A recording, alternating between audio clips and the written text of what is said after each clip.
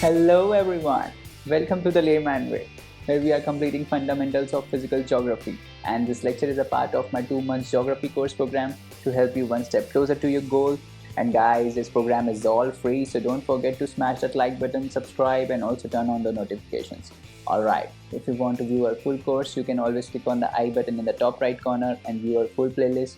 And guys, if you are following this program, do not forget to leave a comment down below about your progress in the course, guys, so that we can motivate one another. And let's get started. So let's continue with the lecture today. And before we move on, just letting you know that this course is all free, so don't forget to smash that like button, subscribe, and also turn on the notifications so that you don't miss out on our new updates.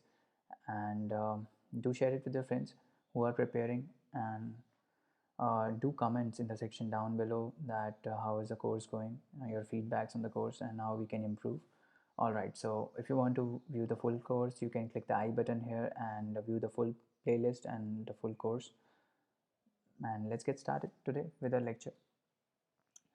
तो तो आखिरी lecture में हम ये बात कर रहे थे, हम लोअर कोर्स के बारे में हमने बात किया था कि रिवर जब आती है ऊपर से नीचे तक, तो कैसे कैसे उसके डिफरेंट डिफरेंट स्टेजेस में जो लैंडफॉर्म्स होते हैं वो शेप होते हैं।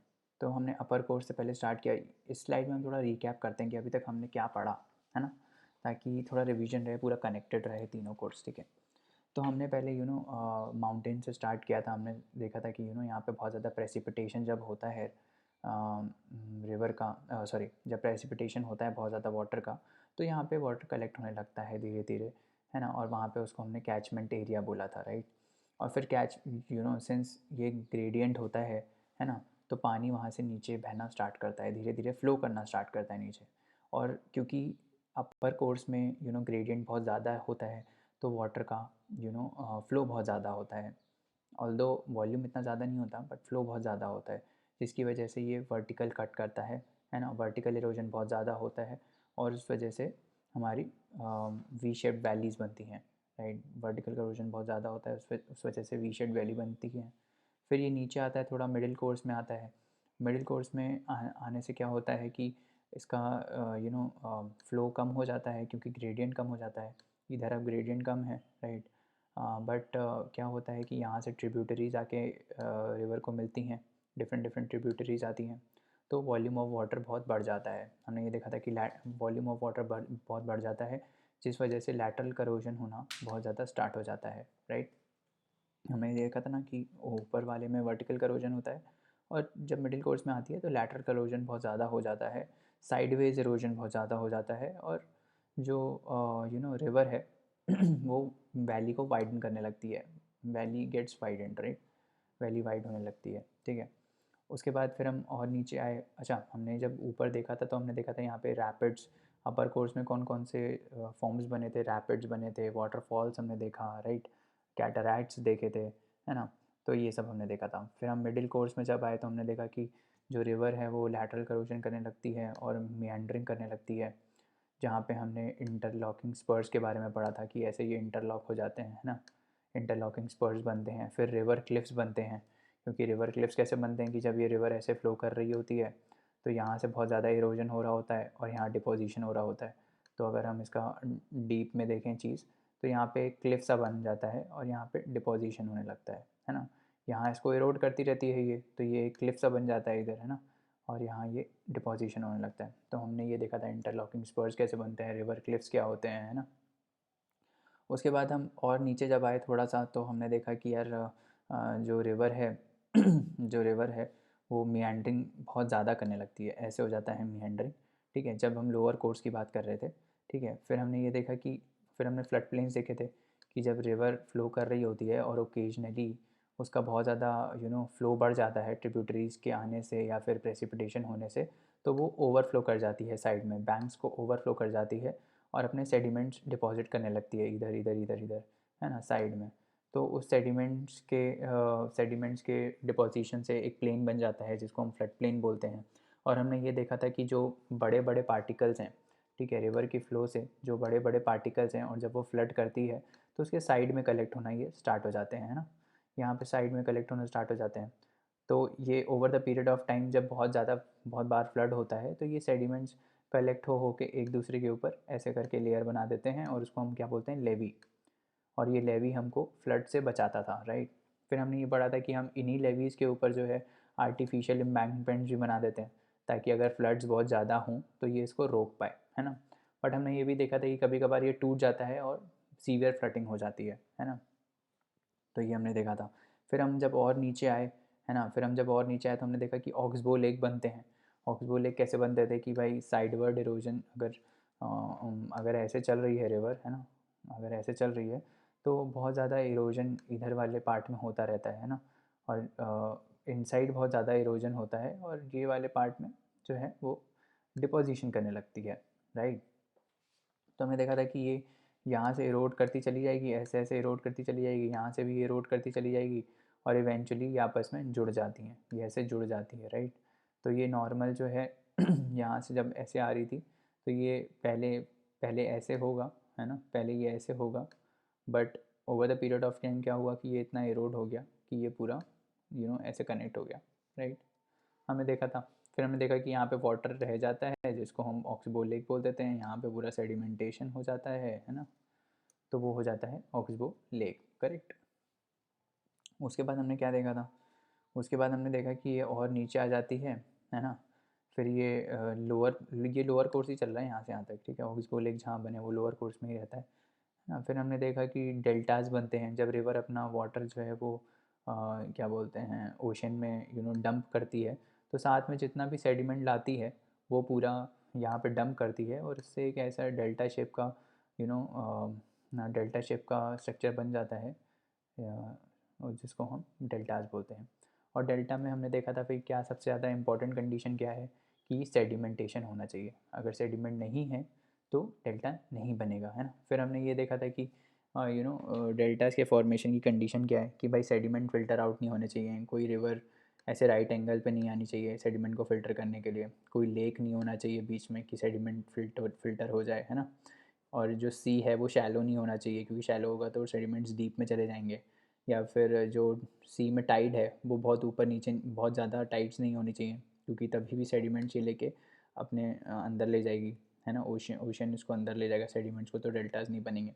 डेल्टाज के लिए हमको सेडिमेंट चाहिए रहता है और उसका डिपोजिशन चाहिए रहता है। दोनों में से अगर चीज़ें नहीं हुई तो हमारा डेल्टा नहीं बनेगा, करेक्ट। फिर हमने देखा था कि रिवर जहाँ अपने माउथ पे जो ये माउथ होता है रिवर का जहाँ वो ओशन से मिलती है उसको हम क्या बोलते हैं, एस्ट्यूरी, ठीक है। और ये एस्ट्यूरी बहुत ही ज़्यादा प्रोडक्टिव रीजन होता है। प्रोडक्टिव इन द सेंस कि यहाँ पे आपको बहुत ज़्यादा वाइल्ड लाइफ मिलेगा। Wild life in the sense कि बहुत ज़्यादा ऑर्गेनिजम्स और प्लैंक्टन्स, बहुत ही रिच होता है ये उसमें बायोडाइवर्सिटी में बहुत ही ज़्यादा रिच होता है, ठीक है। तो क्योंकि ये यहाँ से न्यूट्रिएंट्स लेके आता है, राइट।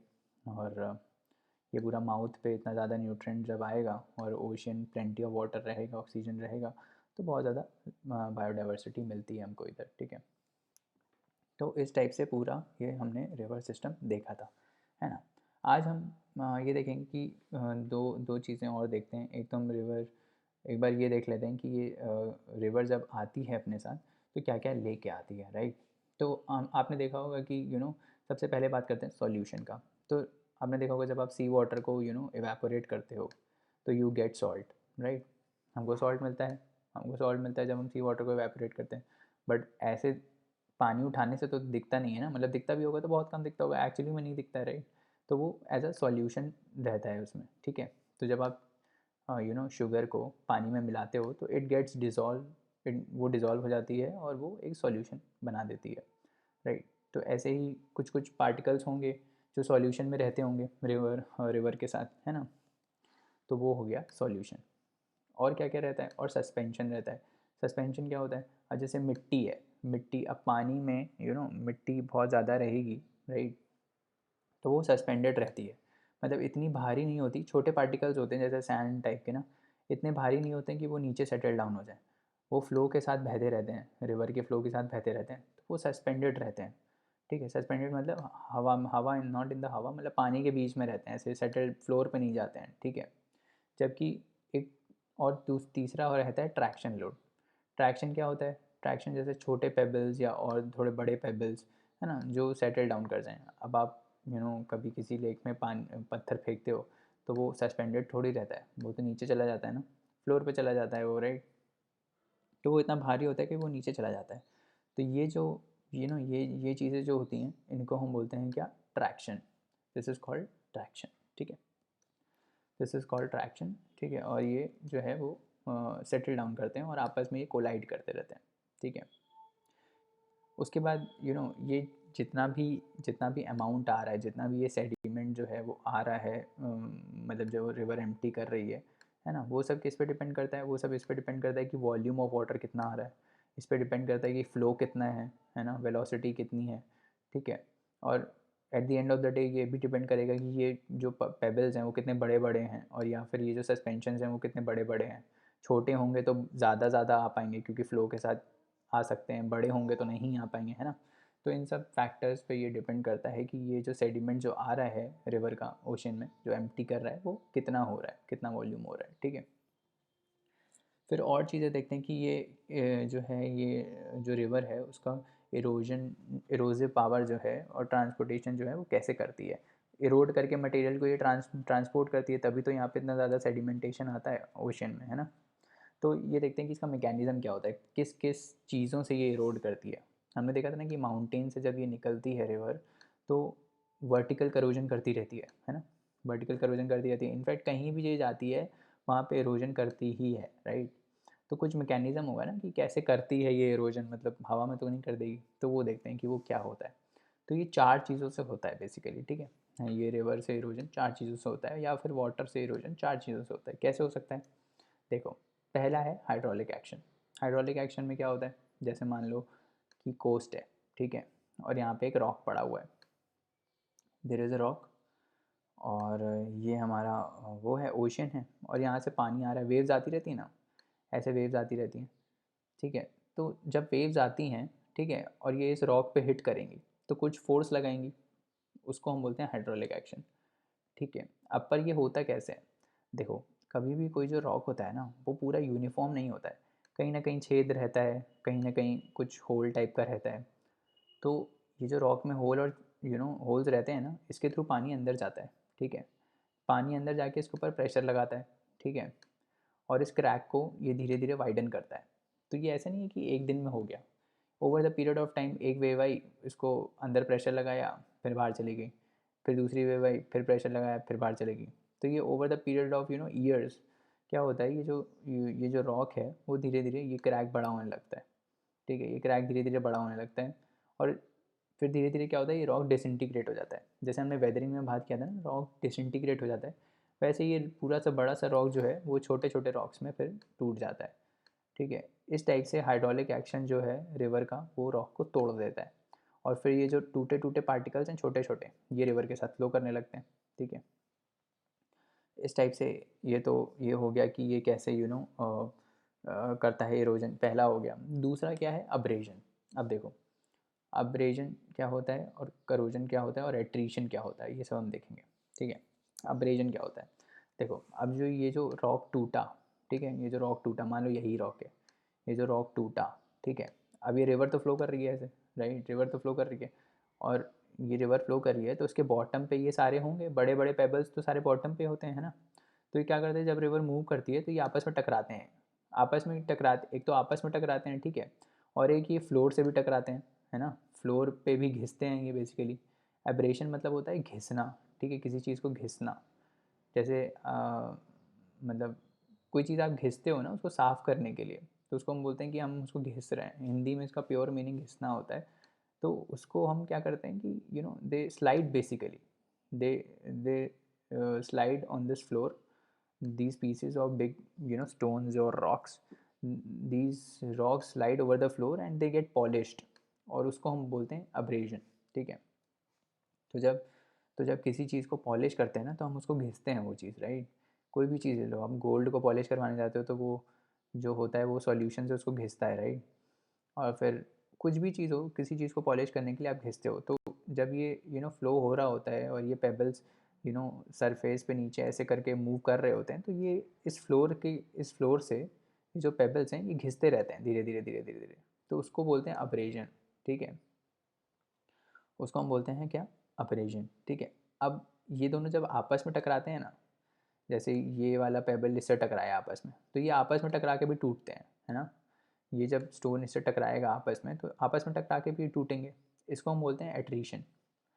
एट्रीशन मतलब आपस में टकराना। ये इमेज बहुत ही अच्छी है, इसको देखते हैं हम, ठीक है। देखो, अब अगर ये सी इज़ एट्रीशन, राइट। अब ये पेबल अगर इस पेबल से टकराएगा, आपस में टकराने की वजह से क्या हो गया, एट्रीशन। यही पेबल अगर ओशन के फ्लोर से घिसेगा, तो उसको ओशन के फ्लोर से नहीं, तो मतलब जैसे रिवर चल रही है तो उसके बेड से, रिवर बेड से अगर ये घिसेगा तो उसको क्या बोलते हैं, एब्रेजन, राइट। और यही अगर रिवर जो है वो यहाँ साइड्स पे इरोड करती चली जाएगी रॉक्स पे, जैसे मैंने बोला था ना कि यहाँ पे मान लो एक रॉक पड़ा है, तो उस पे जाके रिवर गई और क्रैक को बढ़ाया धीरे धीरे, ठीक है। तो उसको हम क्या बोलेंगे, हाइड्रोलिक एक्शन।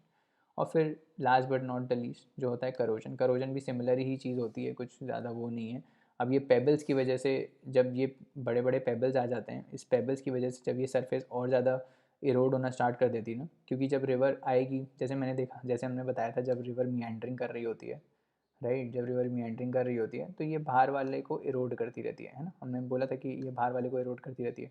तो ये जो बाहर वाले को इरोड करने का एक्शन है वो कैसे हो रहा होता है, कि जो सेडिमेंट्स आ रहे होते हैं, एक तो रिवर अपना हाइड्रोलिक एक्शन से भी इरोड करती है, और दूसरा जो इसमें सेडिमेंट्स होते हैं, जो ये ये पत्थर होते हैं, ये भी फ्लोर को इरोड कर रहे होते हैं धीरे धीरे, ठीक है। तो ये जो स्टोन्स हैं या रॉक्स हैं जो ये फ्लोर को इरोड कर रहे होते हैं ना, इसको हम बोल देते हैं करोजन, ठीक है। तो ये एक्शन है बेसिकली इसके, ठीक है। बाकी तो मैंने आपको ये वर्टिकल करोजन और लैटरल करोजन में बता ही दिया था कि लैटरल साइड में होता है, साइडवेज इरोजन होता है, और वर्टिकल डेप्थ वाला इरोजन होता है जिसमें डेप्थ पड़ जाता है वैली का, है ना। तो वो होता है, राइट। तो चलिए दोस्तों, आज के लिए इतना रहने देते हैं। नेक्स्ट लेक्चर में और कंसेप्ट्स को पढ़ेंगे। जाने से पहले लाइक शेयर सब्सक्राइब ज़रूर करें, अपने दोस्तों को रिकमेंड करें।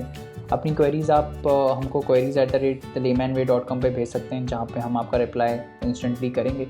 और पढ़ते रहिए, हार्डवर्क करते रहिए, है ना। अगले लेक्चर में मिलते हैं। Thank you, bye bye, take care.